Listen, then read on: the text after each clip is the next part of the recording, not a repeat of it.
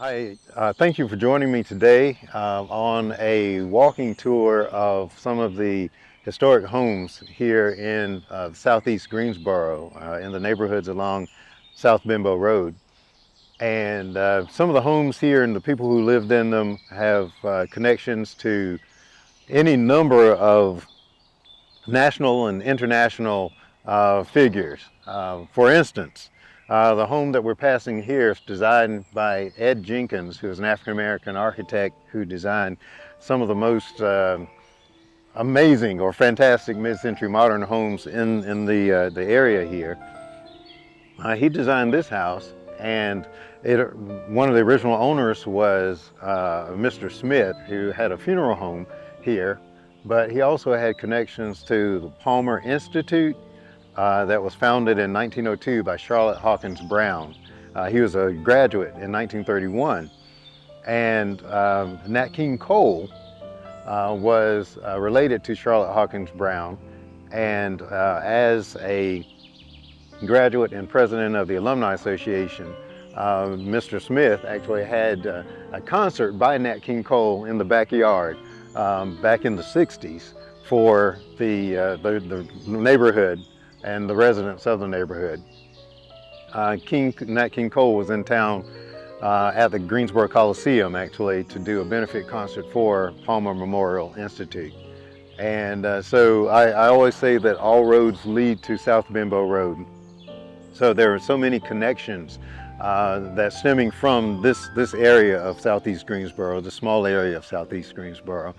And so it's just an amazing thing to the history that I'm learning just about the people and the places, you know, the architecture and again, the residents of this area.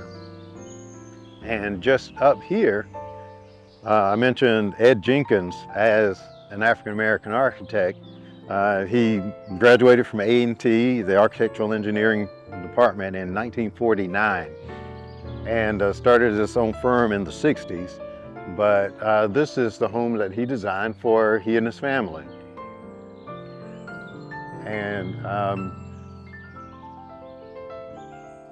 I think I had a conversation with his daughter, Miltrine Jenkins, and she was saying that she was around 9 when they had the house built and they moved into the house. And just some of the features dealing with mid-century modern architecture, you know, like the large windows, picture windows. The pitch on this roof is a little steeper than most mid-century modern architecture, but just the overall layout of the home. Some of the features that were put into the home that Mrs. Jenkins, the daughter, mentioned, and just you know, having lived there, you know, having grown up and come back as an adult to live in the family home. Unfortunately, she passed a couple years ago, but I had the great fortune of meeting her.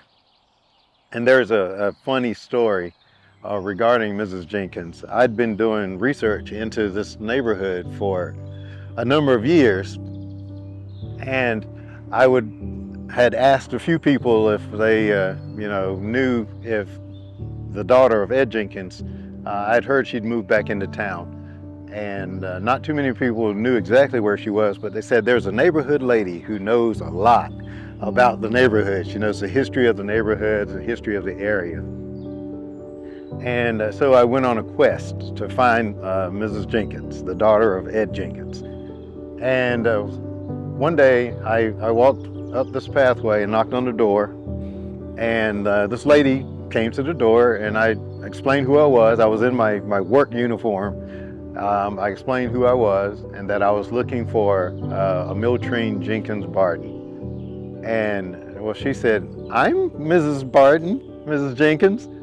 And at that point, tears started to roll down my face, because I'd been looking for her for at least a year and a half, trying to find out, you know, because I knew she was the linchpin, she was the key to unlocking so much additional information about this neighborhood and about the people and the lives of the people who live in this neighborhood.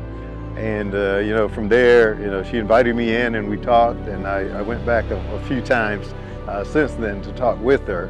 And again, unfortunately, she passed about a year and a half, 2 years ago. And but I missed the time. I didn't know her extremely well, but just the short time that I did know her was invaluable. And so this is the house that her father built for their family.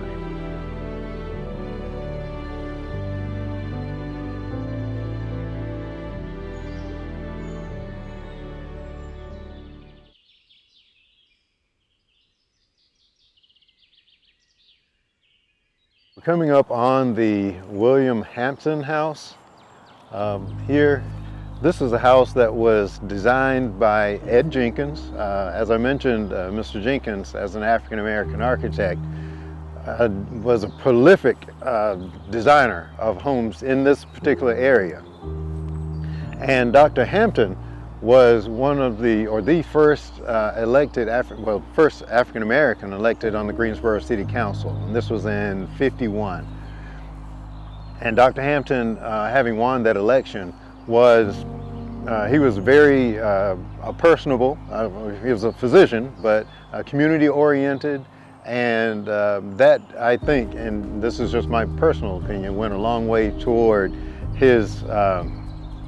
the reason that he was elected. I'm sure, great ideas, but he was a bridge builder. He could interact with a number of different communities and groups of individuals in Greensboro. But again, in '51, the first African-American elected to the Greensboro City Council, and then he had the house commissioned by Ed Jenkins and built here.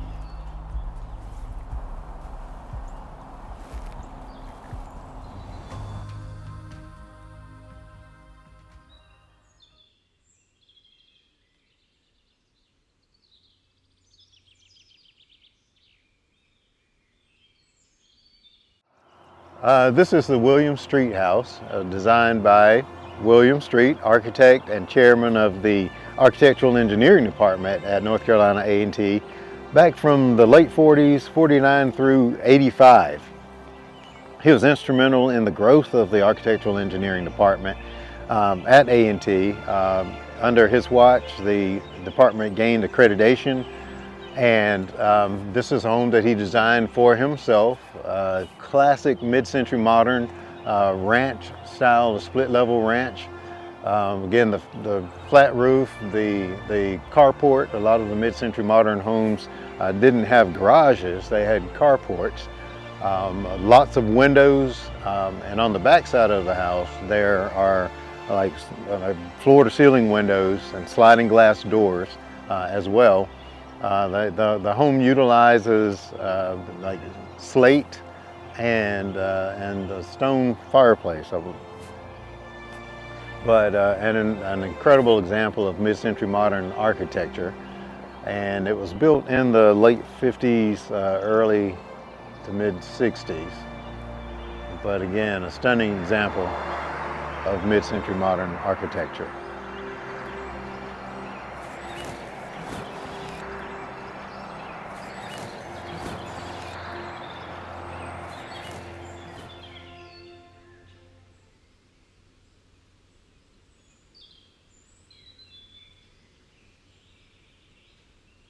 We're coming up on a house that has significance to the civil rights movement, not only here in Greensboro, but nationally and internationally. This is the Lee House. It was commissioned by attorney Kenneth Lee, and the architect of this amazing, stunning mid-century modern home is Ed Jenkins, or was Ed Jenkins. Attorney Lee was one of the first two African Americans to graduate from the law school at UNC Chapel Hill. His entrance came as a result of a lawsuit that gained he and a couple other African Americans access. And he, of course, graduated and had this house designed and built. And in this, I said it had significance to the civil rights movement. Attorney Lee represented over 1,700 students in the sit-in movements here in Greensboro that started at the Woolworth counter. Also, in the basement of this home, they had the likes of Martin Luther King, Constance Baker Motley, and Thurgood Marshall, who were at the time working on the civil rights movement. They would strategize in the basement there, and they stayed overnight sometimes. Dr. King and Thurgood Marshall, from an interview that was done with Attorney Lee, they stayed in the basement, and Constance Baker Motley, she actually stayed upstairs. And this is a phenomenal house, again, an amazing example of mid-century modern architecture as well. And you see one feature there at the entrance of the house is a palm tree. Mr. Grandy, who was part of the landscape architecture department at A&T, he actually did the original landscape for this home. It was built, I believe, in the early 60s. A few things have changed since Mr. Grandy laid out the landscape here in this home. But the main features still remain. And again, just a stunning example of mid-century modern architecture designed by Ed Jenkins, African-American architect, who also had association, of course, with the architectural engineering department at A&T. Jenkins was responsible for a number of homes in this area. And actually, 2 houses over is another home designed by Jenkins. And down on the next corner is the Hawley House, which was actually designed for the sister of Kenneth Lee.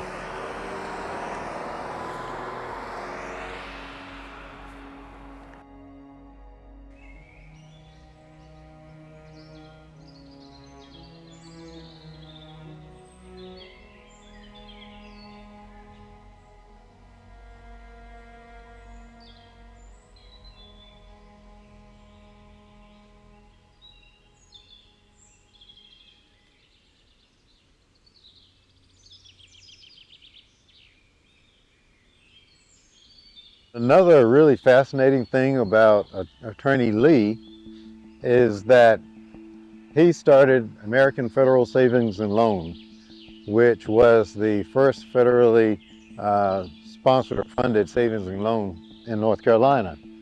And the reason behind him starting that was when he was wanting to build his house, he went to all the commercial lenders, and they would only give him, because of redlining, $13,500. And he needed much more than that to get the loan to build his house. And he also had a sizable down payment. And due to redlining, the loan and banking institutions still would not give him a loan any greater than $13,500. And they actually said that as an African American, they more than likely didn't use that term, but that's the most that they could give to any black person for a home loan. So Attorney Lee got together with some of his associates here in Greensboro and started American Federal Savings and Loan. And that was in the late 50s. And another banking institution was started actually by Chief Justice Henry Fry, who actually lives in this home. And this was designed by Ed Jenkins as well. But Chief Justice Fry in the early 70s started Greensboro National Bank.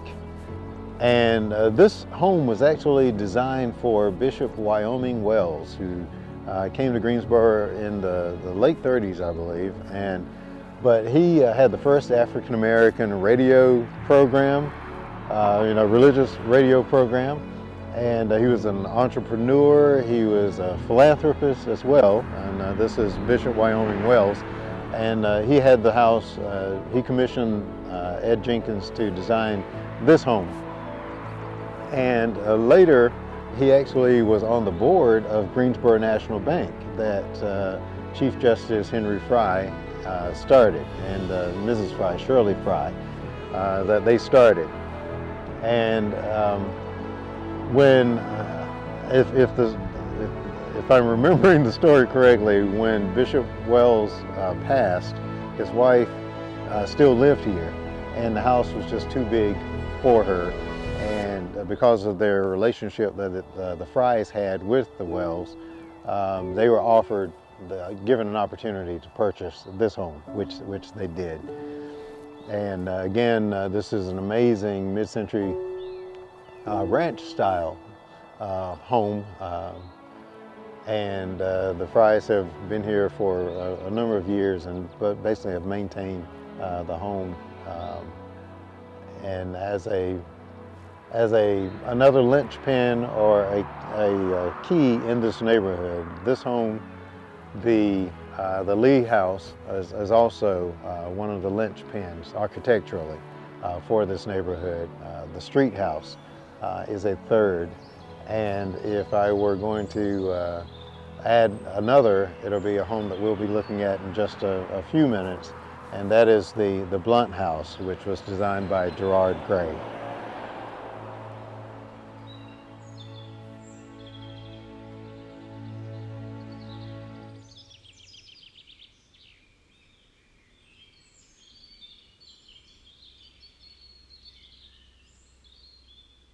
This is a house that I mentioned earlier that was owned by Dr. Alvin Blunt.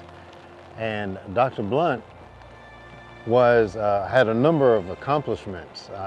One was he was part of the Simpkins versus Moses Cone lawsuit that desegregated hospitals, first here in Greensboro, North Carolina, and that later, because of that precedent, spread across the country. So the doctor that lived, African-American doctor that lived in this home here, was again part of the effort to desegregate hospitals for the United States. He also was the first African-American physician to perform surgery at Moses Cone Hospital, the hospital that was sued. And he also was in the military, served in Korea, and he was the first African-American commanding officer of a MASH unit. If you remember the TV show MASH, they actually contacted him when they were developing that show to get some feedback and just some information about, actual on-the-ground, MASH units, things that happened there. And Dr. Blunt, again, was just another, philanthropist. He was, really involved, of course, in the community. And again, his home was designed by Gerard Gray, another African-American architect who did a couple homes on the street. Well, this home and one other home on this street was designed by Gerard Gray. This, again, is a quintessential mid-century modern. With the low pitch of the roof, the large windows along the front, just the low squat profile, if you will, fitting into its setting. That's another feature of mid-century modern architecture. It was a part of the landscape. It wasn't just some structure sat on top of the landscape, but it was integrated more into the landscape. But again, this particular home is one of one of the four originally that I was interested in getting on the National Register. But it has since, that thought or that idea has since morphed into, having the entire district, now being considered for the National Register of Historic Places.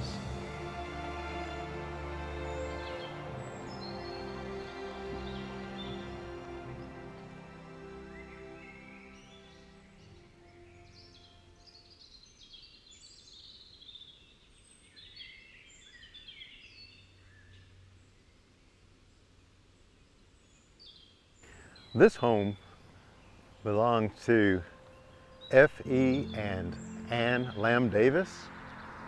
It's a beautiful home, actually comprising two different structures. But F.E. Davis, Dr. F.E. Davis, was a campus physician at North Carolina A&T State University. He was also part of the Simpkins versus Moses Cone lawsuit that enabled desegregation in the nation, desegregation of hospitals in the nation. He was a surgeon. And also, Ann Lamb Davis, she actually taught fashion at North Carolina A&T. She was a fashion designer. She was mentioned in Ebony magazine as one of the Ebony magazine's best dressed women from '62. She would also take her students to like Fashion Week in New York and other places. She was an author. She also collected clothing like from the 1800s, like authentic,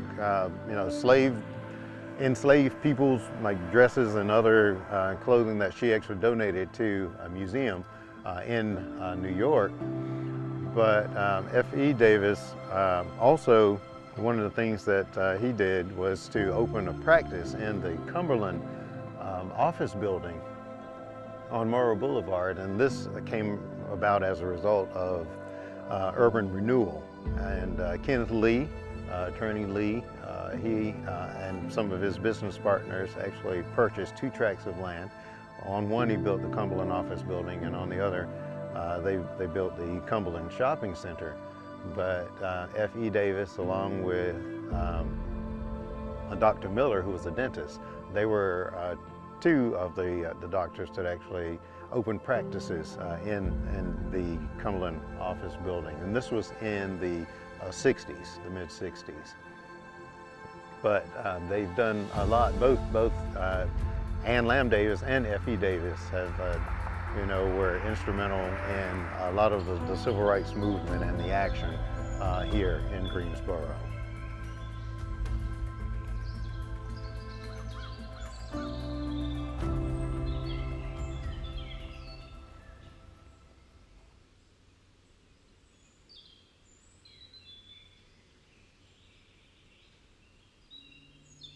This is the home of James E. Cheek. Originally, this was the Maurice Lytle home. It was designed by Floyd Mayfield, who was from 1941 to 1947 the chair of the Architectural Engineering Department at North Carolina A&T State University. And Mayfield also was one of the first 2 African Americans to run against each other to basically get through the primary into the general election for the Greensboro City Council. And this was in 1949, the same year that he left the position as chair of the Architectural Engineering Department. This house has a lot of history in that after the Lytels, Maurice Lytle had the house built, another resident of the house was James E. Cheek. Dr. Cheek was president of Howard University from 1969 through 1989. And prior to him being the president of Howard University, he was also, for 5 years, president of Shaw University in Raleigh, North Carolina. Under Dr. Cheek's tenure as president of Howard University, there was great growth at the university. Student enrollment increased, faculty staffing increased tremendously. There were also increases in the annual operating budget for the university. Land was acquired and new campuses built.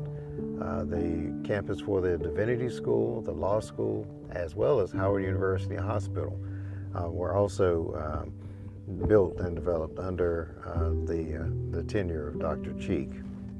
He received a Presidential Medal of Freedom from President Ronald Reagan in '83, which also happens to be the same year that Chief Justice Frye was appointed to the North Carolina Supreme Court.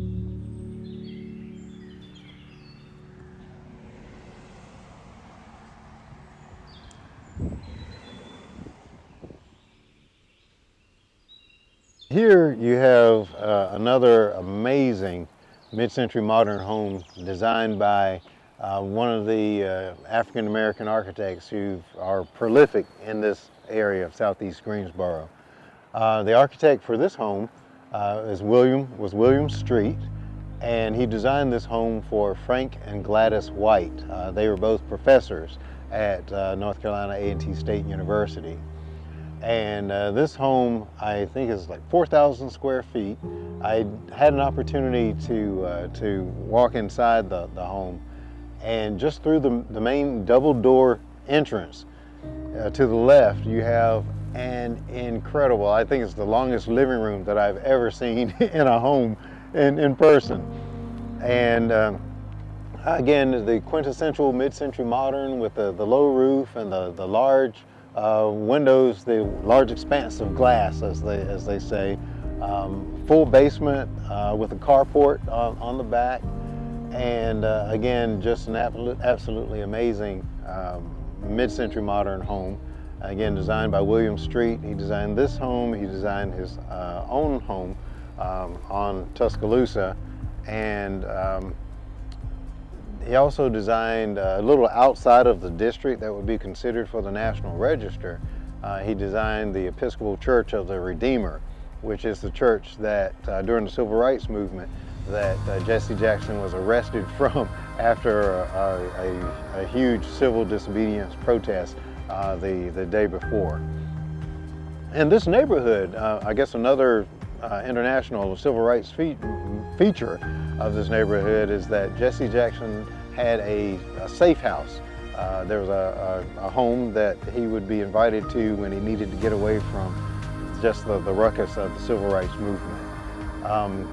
You know, of course, he was a graduate of A&T State University, and a lot of the professors, a lot of even the homeowners are graduates of North Carolina A&T as well. And again, really instrumental in the civil rights movement. You know, Judge Frye and Shirley Frye that I mentioned earlier, whose home we saw earlier, they were instrumental in the civil rights movement. But on the back end, there was Mrs. Frye shared a story with me about how they had just bailed some students who were arrested during the civil rights movement, the sit-ins, just bailed them out of jail. And one of the students came up to Mr. Frye and said that, you know, kind of in his face, saying, you know, you need to get more involved, or you should be more involved in the protest. And what Mrs. Frye relayed to me was that, you know, and this was someone who just bailed this student out of jail. So it takes everyone has to play their part, you know, in any movement, in life even. But she shared that story just to illustrate that, you know, it took behind the scenes people. It took people who had the knowledge to talk with lawmakers who could possibly, you know, help change some of the laws. It took people who were able to, you know, put the care packages together for the students. And a lot of, she was sharing that a lot of the homeowners in this area of South Benbow Road, the neighborhoods along South Benbow Road, they actually put up their homes so they could get, you know, funds to bail the students out of jail. You know, they may not have been out there, you know, at the sit-ins or at the protests, but they put their homes up so that they can get monies to bail these students out of jail. So again, it took everyone playing their part to create the movement that we now see today. And part of what I'm wanting to do is to help spread the word, to bring this information more to the public forefront, so that, because I feel that everyone should know, know about this neighborhood and about these people and the incredible lives that they've lived. You know, and this is kind of an aside, but just around the corner We have one of the professors who used to live there, one of the professors, Dr. Edwards, who helped start the physics department at North Carolina A&T. He was also one of the professors that taught Ron McNair, the black astronaut that was killed in the, I think it was the Challenger, when the space shuttle explosion. But in this neighborhood, you have just an incredible number of people. And then a little further down across the street, we have Hattie Liston, who was the first black clinical psychologist to be licensed in the state of North Carolina, living in this small enclave of professionals here in little old southeast Greensboro. And again, my job, my function, my duty is to help get this information out. So that, because it affected me to such an amazing degree that I know that it will affect others, particularly African American youth, who, only see their role models as having, being on Beyonce and Jay-Z and all those, those folks, with that type of profile, or sports figures. But you have here in this area of Greensboro, people who, in spite of the laws that were in place, in spite of the segregation, in spite of the racism that they faced on a daily basis, more overt racism even, they were able to fashion incredible lives. They were able to do incredible things, in spite of all those. And in certain instances with Attorney J. Kenneth Lee, because of the redlining and the segregation that he faced. Again, he started the American Federal Savings and Loan. So some of those turmoil that they went through actually spurred them on to do incredible things. Even with Chief Justice Fry and starting in Greensboro National Bank. It lit a fire under them to make the changes that they were not seeing, up until that point. So again, I'm just so excited about being able to share the little bit of knowledge that I've gained over the years about the people, the lives, the architecture of this area of southeast Greensboro and the neighborhoods along South Benbow Road.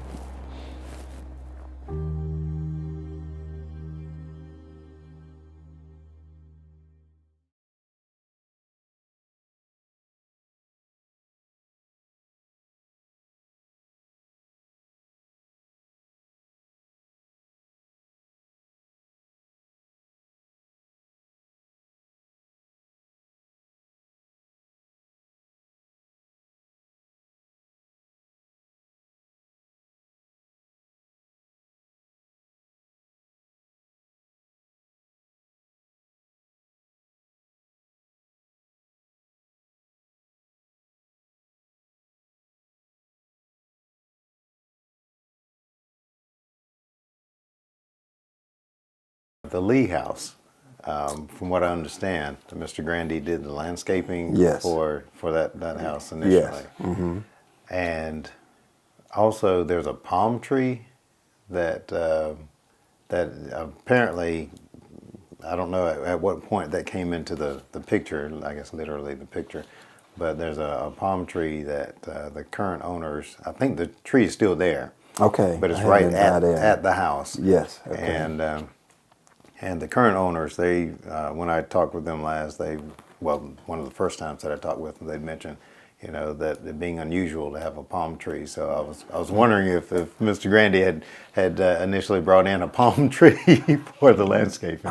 That's interesting. You asked that one. I dare not speak to that because I was involved in that. Okay. So, okay. But it sounds like something he would do from the standpoint of being able to introduce floriculture. Okay. That was something uncommon to a location or a residence. Okay. But because of the purpose and because of the texture of it, because of the other components, he created an environment, whether he did it or not, Right. that was adapted to it being there. And Okay. so I can't speak to the fact of whether he actually did that one because I didn't work on a project Right. there. Okay. But that was the kind of person that he was, even in terms of whether, like I said, whether it was the campus or whether it was a residence or whether it was a commercial building. What I loved about the challenge of the landscape piece is to be able to do the natural and to be able to incorporate whatever material that the design would fit the design for the particular building and or client as it Okay. relates to what their needs were at that Okay. time. Okay. And so the ability to do that and then satisfy, literally sell the person on what Right. you're doing as a presentation, and for them to have confidence in your ability to, to present something that Okay. would, to them, would have greater life value Right. because the landscape is continually developing. Right. The plant material, the colors, the seasonal effects that it has Okay. on you constantly change in the Right. environment. Okay. And depending on how much you're in that space or how you deal with that space, how much it's going to reflect how you appreciate what's done and the effect of what's presented Right. to you by the person, the Okay. landscape architect. So it sounds like he was like a forward thinker in the plant materials, and even I would imagine the design, the layout of the landscapes that he designed for clients. And I'm thinking more residential. Where did he like go back with classes for the homeowner as to how to take care of these plants Yes, and that's that's a very edifying piece that you brought up, because you don't want to incorporate anything that's again, I'll bring out the form follows function piece. If it's something that you enjoy, then that means hopefully you will tend to it, or right. you will Okay. you will look after it, or that you were favored because it needs to be nurtured in that Okay. environment. Okay. And so he'll explain to you why it was incumbent upon him to explain to you so that you would know the purpose for why it was placed there. Okay. And if it's the fragrance of the plant, if it's the color of the plant and what it'll do in the fall or the spring, if it's the texture of the leaf, if it's a glossy leaf, Right. or in the case of some ivy, or it's a ground cover, Okay. or if some ground cover develops a flora or puts out a flower a certain time of Right. year, then that changes, with the season and the intensity of the growth of the plant. Okay. So if you want that to increase, or you want it a certain height, then you get someone to prune it and Okay. maintain it and take care of it. If it's a plant that's prone to some type of disease, then you need to, pesticides or whatever will deter that from being, or you could put other flora in that would have an effect on and minimize the attack of certain plants. They don't like certain plants give off an odor. Okay. Trees do, and in terms of the environment, that's why Okay. the trees and the bark and the type of bark also discourage penetration of certain insects. Right. Because they're alive and they're continuing to grow. Well, it's the vegetative structure of the tree. There's the certain taste of wood that certain birds don't like, Right. or certain, so they don't set up nests in those, Okay. those trees, and so the plants have and give off various, let's say, venation of different chemicals Okay. that help protect them as well. So it's a very Wow. purposed environment, and the landscape architect knows. He doesn't choose it just because of the color or just Right. because of that's what the client wants. Okay. But it has to have a balance in terms of what other plants are in the community, Right. in terms of how it's going to do well in that setting. If there are a lot of trees that are already established, it's going to be difficult for the competitiveness of certain plants because of the tenderness of their root systems and so forth to compete with what a tree is doing that's been there for years. And it has millions of root Right. feeders.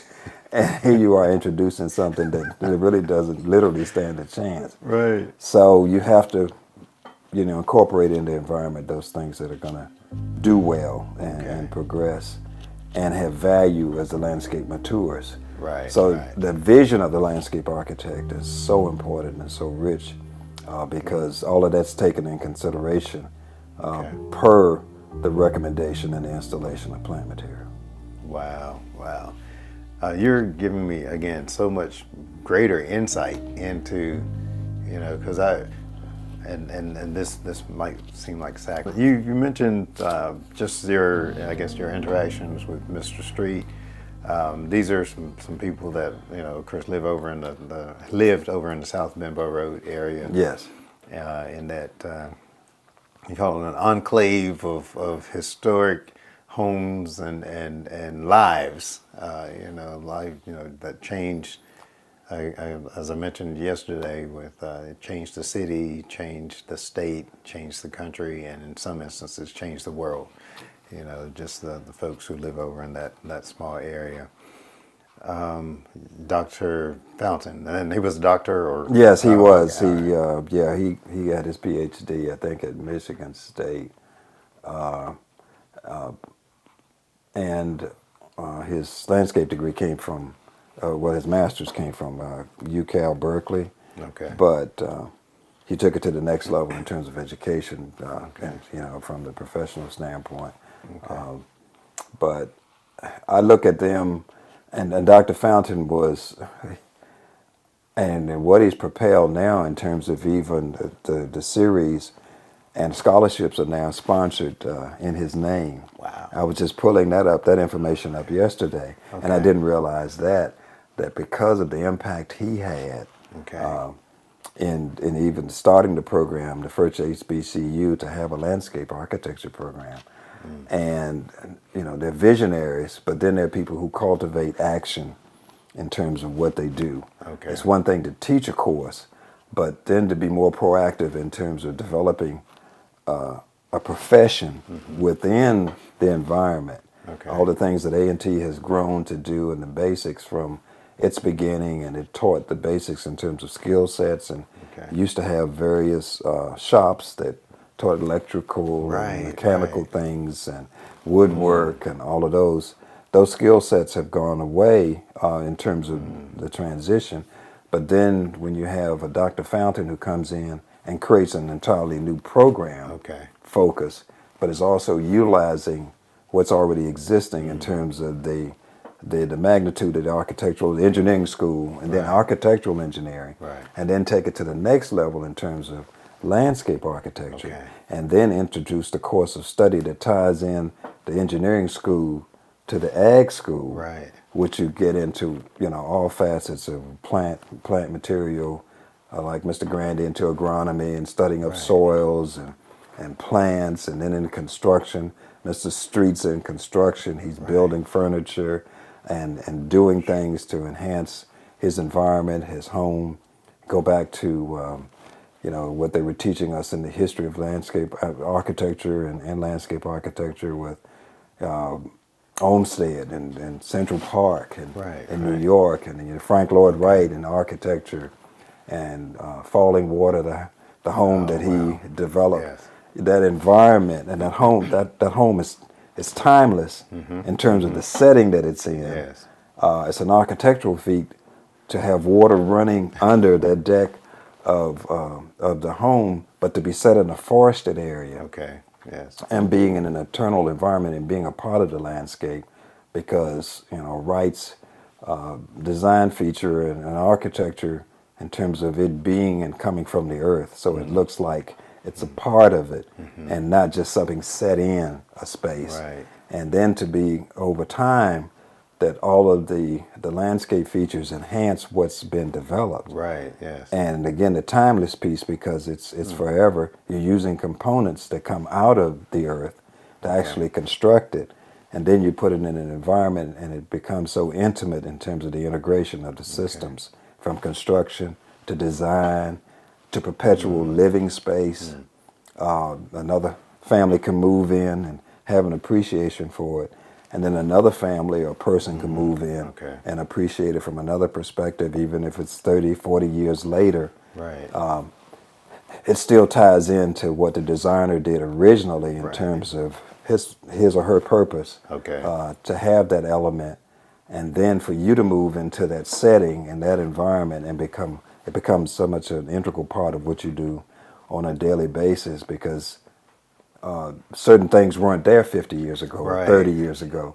And now you can look out into the landscape and you see Okay. trees that have developed since the structure was built. Right. And because of the way it was designed and then maintained, the biggest thing Okay. is the maintenance of it. Even if there are changes that you Right. Right. incorporate because you moved in and now you like to see something a little different or different Okay. colors, you can introduce those things and in areas and still not have nothing but I mean hopefully a positive impact Right. on Okay. the environment. Okay. So two things. One, just dealing with like a university like A&T, utilizing the different programs and departments for the purpose of if we're talking architecture, you're talking landscape, you're talking the building, you're talking the construction, all those things. And like with A&T, the university has or had, I don't know if they still have all of those types of departments, woodworking and electrical and all of those kinds of things. But being in an environment where all of those things can be pulled together, the students from the different departments can be pulled together. That seems like that would be the prime the prime arrangement is where the students will get a lot of practical experience. They'll get the classroom experience, but they'll also have opportunity to get that hands-on.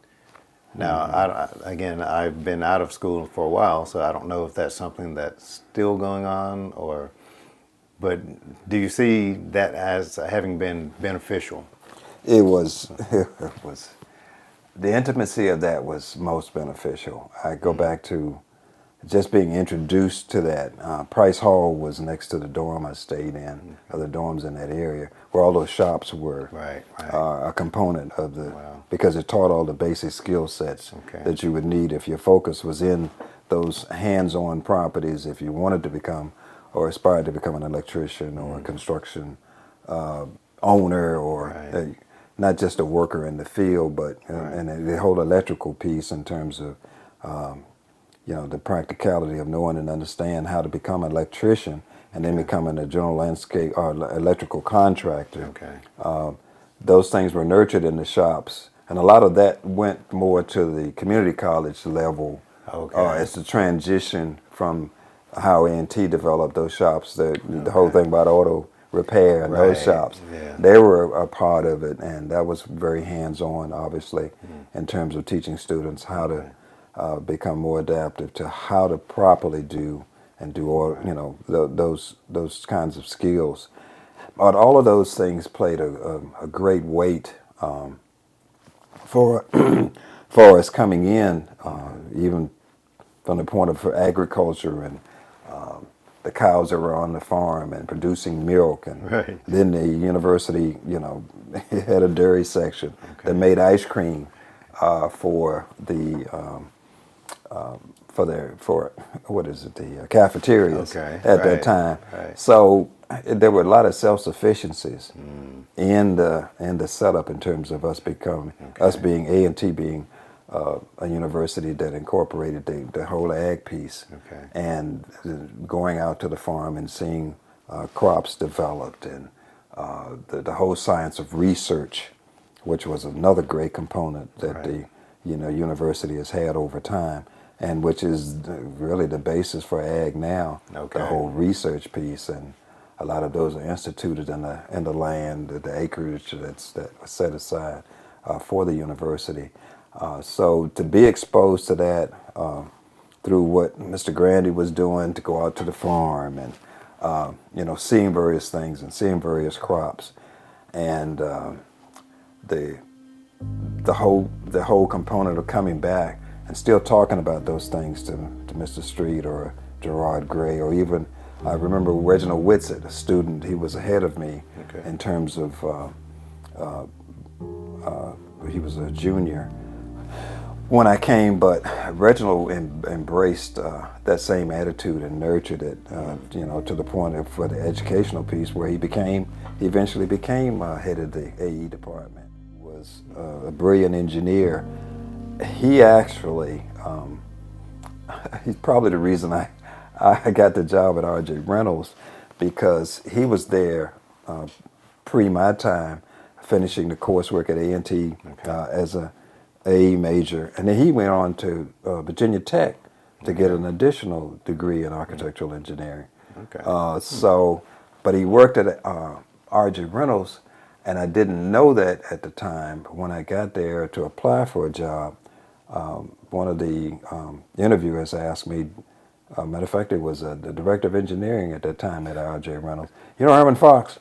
I said, yep, he was a student with me at A&T. Now he's teaching at A&T. He said, man, he was one of the best people we've ever had in our engineering department here. And you come out of that program? I said, yes, sir, I sure do. And Fox set such a precedent in terms of that. I could tell, well thought of and respected. Okay. And I'm sure that opened doors and opened that door for me coming out of it, that same environment and under that same umbrella. So it nurtured many people, and even going back to Reginald Whitsitt, finishing at A&T, and then he went on to State also, the School of Design, to get a master's in architecture. Oh, really? So I saw so many plus positives in terms of how students took advantage of the atmosphere and the environment. The atmosphere I'm talking about in terms of the whole campus and things that were going on. But your immediate environment and what you were working on had obviously a diligent and daily approach to how you looked at what you were doing, how computers came into, back in the day when the old IBM came in, and we had to do the computer cards. You guys know nothing about that now, but that was generated about cards. And we had to actually set up programs to resolve issues as it related to structures. Okay. And it's one thing to do it and sit there with a slide rule or even the kind of pre-calculator times to be able to do that. But now all of a sudden you have to develop a program based on how you input data into this computer. And so it was quite challenging for us even at that time because we didn't come out of that environment. But the university afforded us the opportunity to learn that skill set. Some were more gifted than others. Some people were. I had a good friend who knew chemistry like drinking water. I struggled with it. The element tables and all of that. The element table and all of the things and components that dealt with materials that we use. But then when you got into the environment of engineering, you saw that the Portland cement and all those components that it took to make concrete, to make a structure that would incorporate rods of steel as well as I-beams, and how the concrete could insulate those, and you wouldn't see that framework at the base of the building, but it still was what it took, and there had to be a certain strength. And Bill Street taught us that in class, how to mix the concrete and the right components so that it had the right strength when it hardened. And it would be because if you didn't mix it right, it would crumble or it would dissolve or wouldn't be structurally set.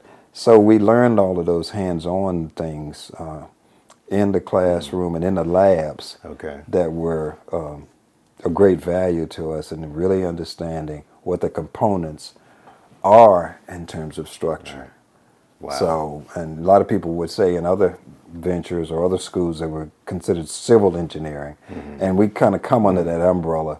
But we looked at architectural engineering as just being uniquely different in terms of appreciating the design components as well as structure. Wow. We could probably go on for like 1,000 years talking about, because I'm just excited, but you brought some things Well, only from the standpoint of when I talked with Mr. Grandy or when I saw him, we lost him in 2001, Really? and I had Wow.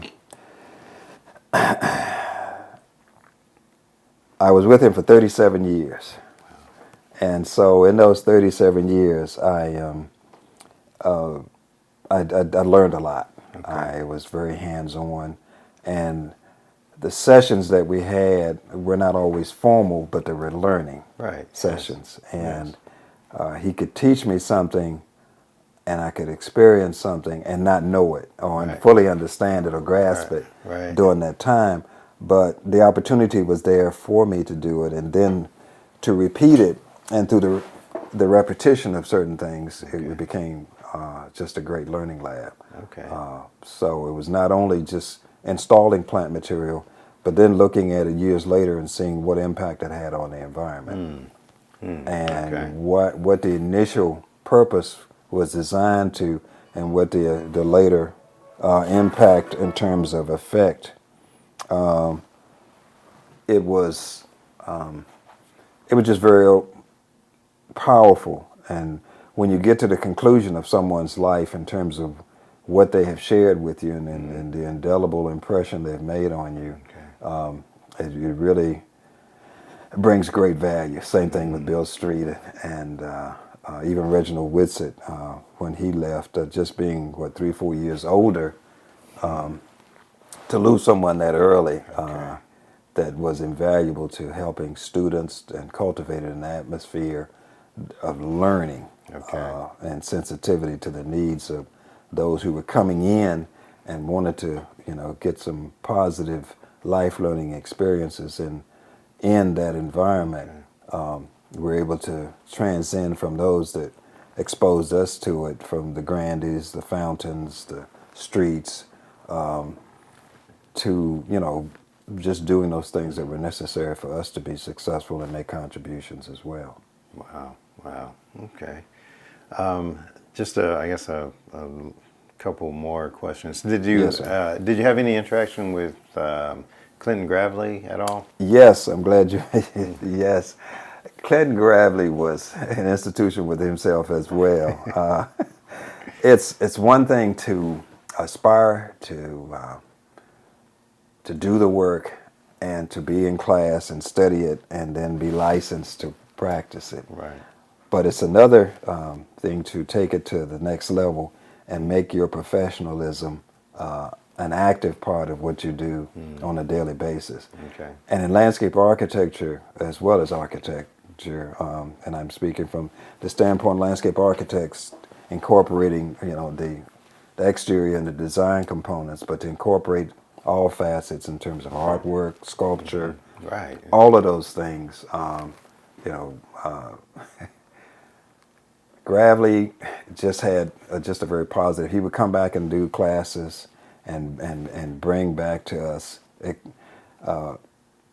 experiences. And it's one thing to come in the classroom and have done and performed the work, and then to share it, and then to incorporate that in the culture of design and ethics and history. Okay. In terms, you've read about it, but when you put it into action in terms of your designs, and you bring other staff members in, you bring students and professionals in and incorporate them in the whole construction piece. Right. You not only design the component, but then you go out and actually manage it being constructed, Okay. and Okay.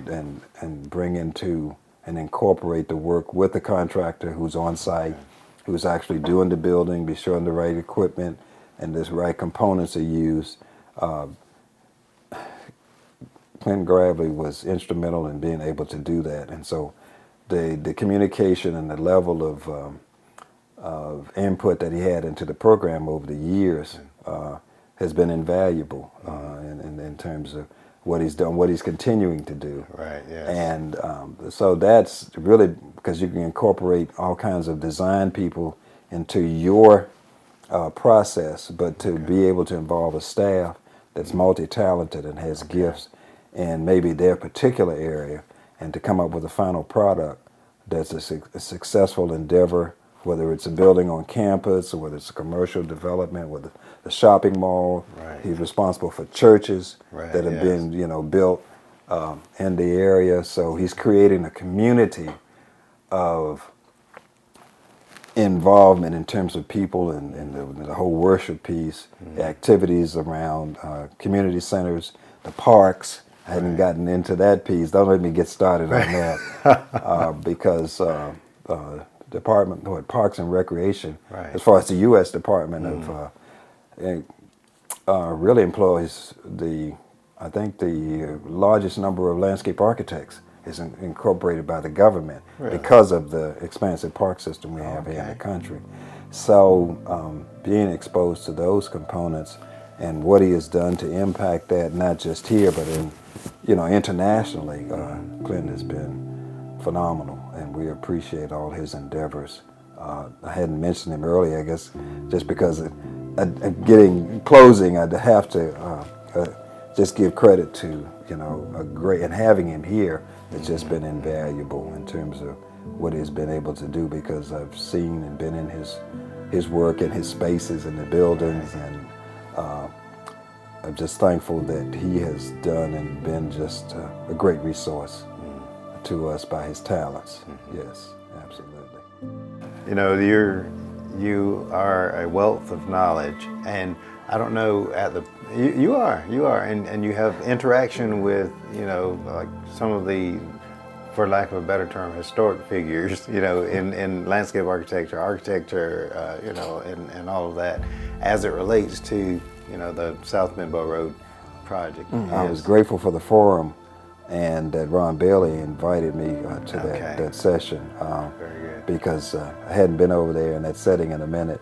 Right. And so to be able to see the work and credit given to those who were before us, and we're working on their walking on their shoulders, Yes. in terms of what they poured into us, that we could somehow make contributions. Yeah, well, you have done just from what you're sharing with me, an incredible job. You're bringing your heart into, what you do, and I think that's the key, because we can get it intellectually, but and it will show. Yeah, it will show. It will. But you're bringing your heart into it, bringing all of you into it. That shows as well, and the customer, the client, the person experiencing the space only benefits when that type of absolutely.